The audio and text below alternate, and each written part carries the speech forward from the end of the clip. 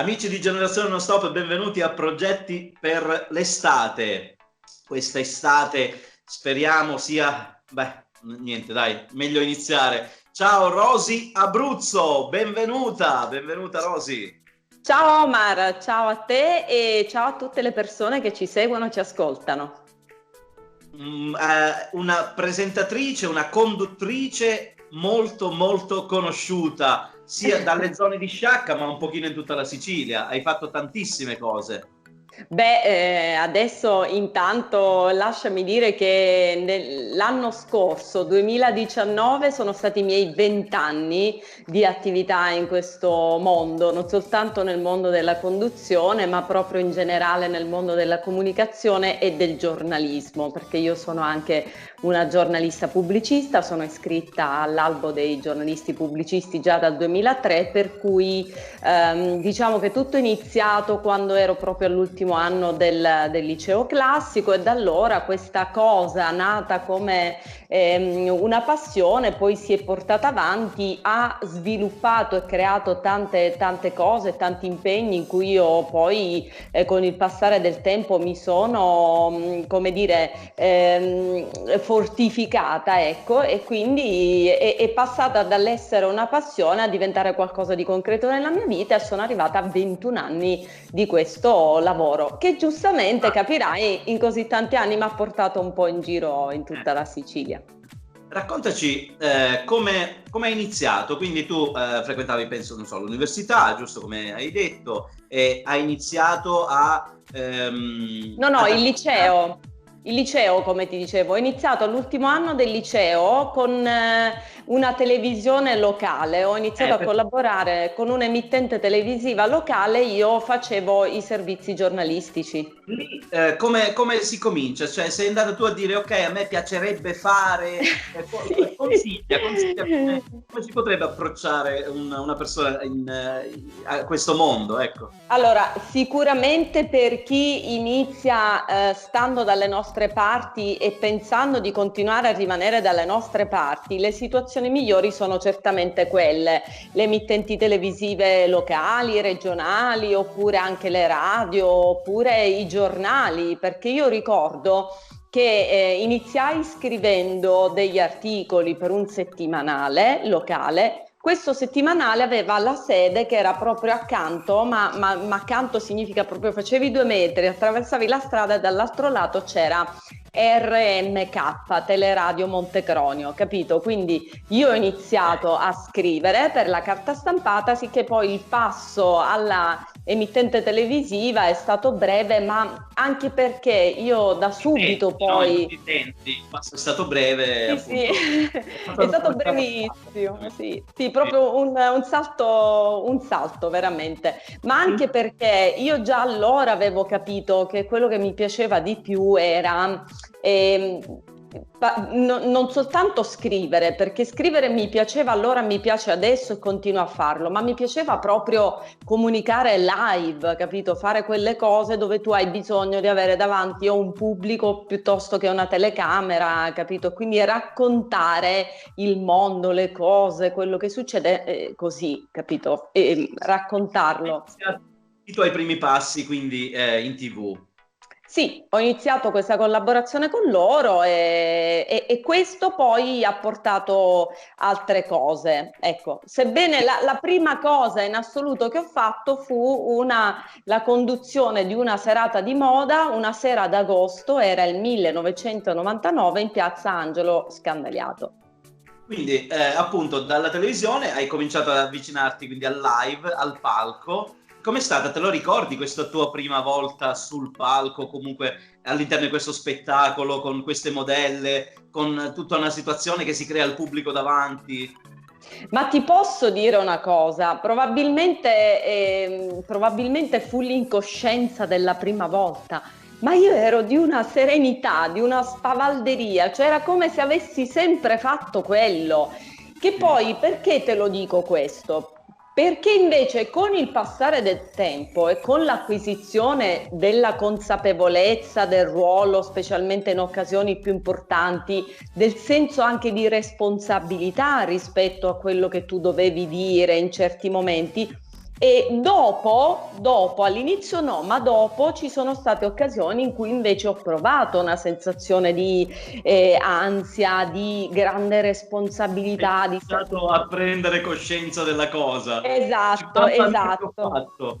Esatto, questo è successo per esempio le volte in cui mi è capitato di fare degli interventi RAI, capito? Per cui tu eri lì da sola, dovevi parlare 50 secondi, in 50 secondi avevi, ricordo per esempio Mezzogiorno in famiglia, avevi in 50 secondi la responsabilità di presentare la città di Sciacca in RAI e in quei 50 secondi nessuno ti avrebbe mai interrotto perché c'erano solo delle immagini che passavano, allora lì sentivo veramente la responsabilità di avere pochissimo tempo nel quale fare benissimo. Però ti dico anche questo, è sempre così. Quando le cose si fanno per gioco e allora è un gioco e tu sai che investi poco e non hai nulla da perdere. Quando poi questa cosa comincia a diventare un mestiere e ti trovi a condurre anche eventi in cui ad esempio è coinvolta l'immagine istituzionale, ad esempio di un comune piuttosto che di un'azienda, di un evento importante, allora lì sì ti rendi conto che il lavoro del comunicatore, cioè di colui che dà un volto, una voce e quindi un'immagine nel suo complesso a quella cosa che tu devi promuovere, è un ruolo di grande responsabilità. Alcune cose tra le più belle che ti sono rimaste dentro, dal giornalismo al passo appunto anche appunto in TV, al palco, quindi questi passaggi, cosa ti hanno lasciato? Quale ti emoziona di più? Se li dovessi paragonare un po'? Allora, guarda, ricordo sempre con grande gioia, allora ti dico, ho fatto un sacco di eventi attinenti alla moda, da The Look of the Year a Miss Italia, a tantissimi di questi concorsi, ma quello che mi ha lasciato più emozione sono stati gli eventi realizzati in commistione con il teatro. Allora io ho condotto ho 4 o 5 edizioni del Festival Nazionale del Teatro Città di Casa Marciano vicino Napoli e credimi, promuovere il teatro di un comune così importante, tra l'altro nella zona di Cimitile, parliamo di cultura proprio napoletana, molto vicino Nola, lì ci tengono tantissimo al teatro, alla cultura popolare.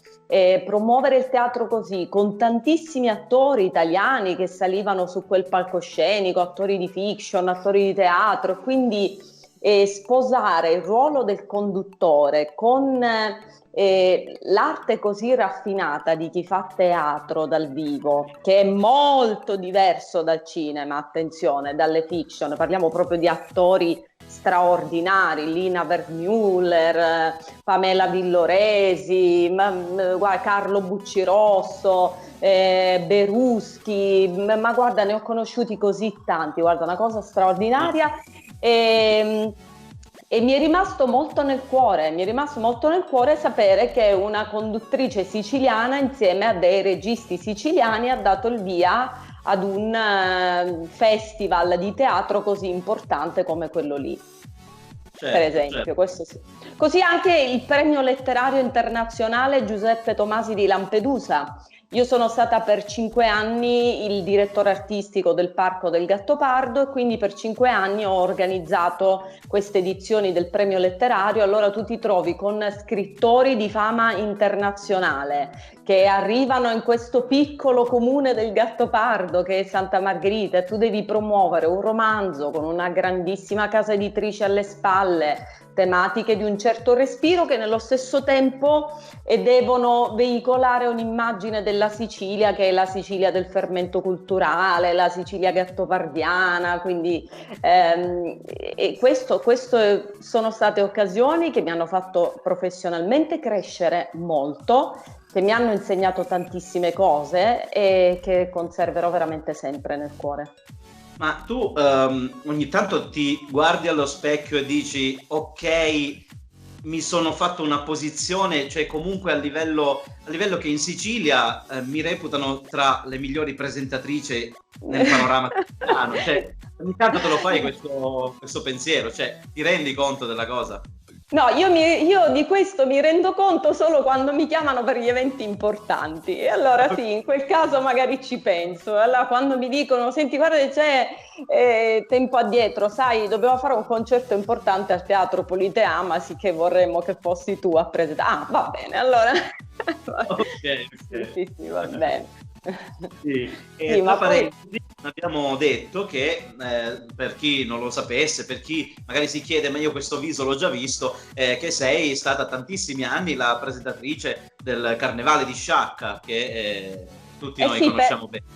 Per l'esattezza ho iniziato nel 2002 quando avevo, vabbè adesso mo ti dico l'età, quando avevo 22 anni, la mia prima edizione, e ne ho condotte con quella di quest'anno che però purtroppo si è fermata bruscamente. 16, credo 15 o 16 ne ho condotte, perché a parte un periodo dove ci sono stati 2 o 3 anni di fermo, però le ho condotte quasi tutte.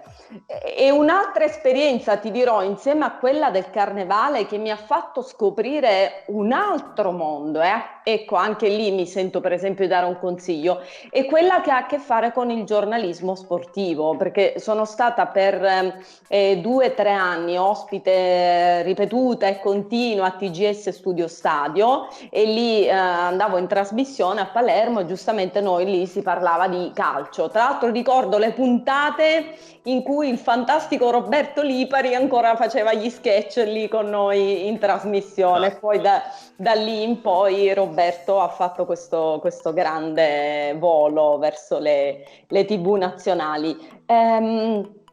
Un'altra cosa che mi sento di suggerire, specialmente alle donne, se vi piace il giornalismo e amate lo sport, ecco, il giornalismo sportivo per esempio è uno di quei settori della comunicazione che è un po' meno inflazionato, perché non è semplicissimo trovare delle donne che amino lo sport, il calcio, e che coniughino bene la capacità di parlarne.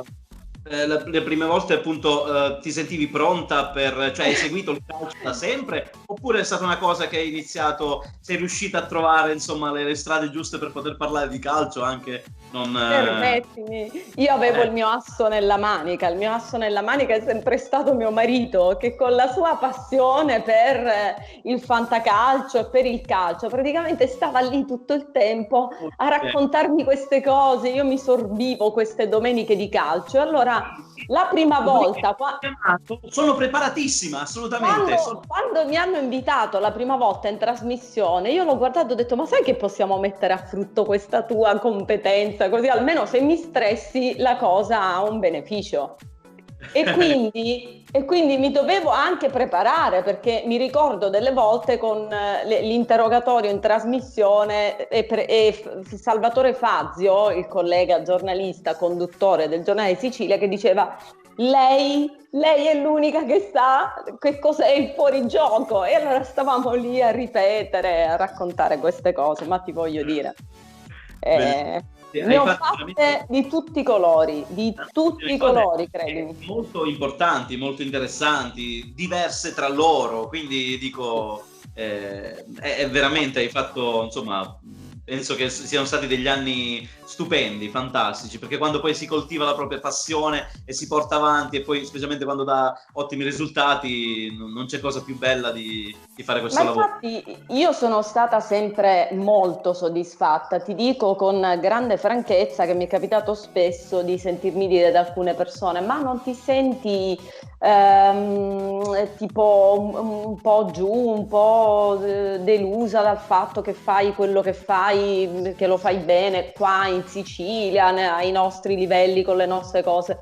Ma assolutamente no, proprio perché io lo faccio, cioè io riesco a vivere di questo lavoro tutto l'anno qui in Sicilia, promuovendo le cose della Sicilia, dando beneficio alla mia terra. Dovrei essere più contenta a farlo per qualcun altro, qualcos'altro, perché magari potrei avere qualche migliaio di follower in più, oppure un po' più di visibilità. No, in realtà questo per me non è mai stato, non ha mai significato avere successo quella cosa là. Per me avere successo è, che poi è successo, attenzione, sentirsi realizzati e soddisfatti di quello che si fa e consiste invece proprio in quello che io sto vivendo, cioè sapere di essere stata una parte importante nella nascita, creazione, organizzazione, sviluppo di moltissime cose, Certo. eventi, manifestazioni, cose che ora sono diventate un appuntamento fisso. Per esempio, a un certo punto di questa mia carriera, diciamo, ti parlo di un 6-7 anni fa, è subentrata prepotentemente la componente gastronomica, cioè ci fu un boom delle manifestazioni, degli eventi, dei format, tutti basati sul food. Era inserito il food ovunque. Si è sviluppato un grande lavoro sul pesce azzurro, ad esempio, piuttosto che sui vini siciliani, che sono un'altra grande risorsa. Io appunto anche queste interviste che faccio spesso li promuovo come ok, entro nelle case dei VIP siciliani, perché per me è importante promuovere gli artisti, che siano DJ, che siano musicisti, che siano ballerini siciliani, perché appunto, cioè, siamo noi i VIP siciliani, perché andare oltre, e portare soldi sempre fuori, andare a vantare sempre gli altri, cioè siamo una realtà bellissima, siamo noi che dobbiamo portare avanti le cose, quindi interscambiamoci, appunto è capitato tempo fa appunto di averti chiamato per presentare un evento, sì. Siamo noi che dobbiamo, perché chiamare altri? Cioè, dobbiamo assolutamente lavorare, assolutamente. Grazie Rosy Abruzzo, grazie mille per essere stata voi. Mamma mia, ma quanti anni, generazione non stop, anche tu sei una risorsa, veramente. Grazie, ciao Rosy. Ciao a tutti.